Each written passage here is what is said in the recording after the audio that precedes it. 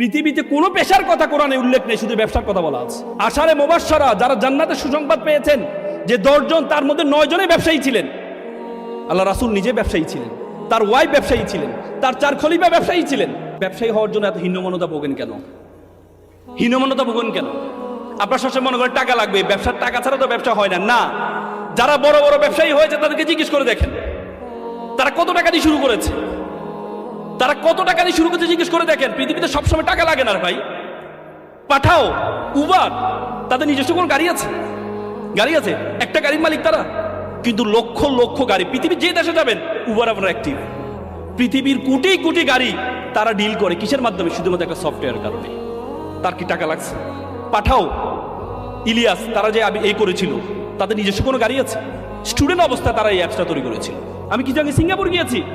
Singapore যখন Malaysia থেকে তাদেরকে বের করে দেওয়া হয়, বলা হয়েছে সিঙ্গাপুরে একটা ফিশিং ভিলেজ বলা হতো।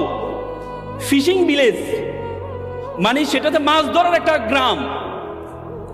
মালয়েশিয়া তাদেরকে বের করে দিয়েছে, সেখানে নিজস্ব কোনো কিছু নেই। সিঙ্গাপুরের বলা যায়, সিঙ্গাপুরের এ থেকে যখন বিমান উঠে, বিমান উপরে উঠতে উঠতে তাদের সীমানা শেষ হয়ে যায়। সেই সিঙ্গাপুর এখন পৃথিবীর একটা বিজনেস হাবে পরিণত হয়েছে।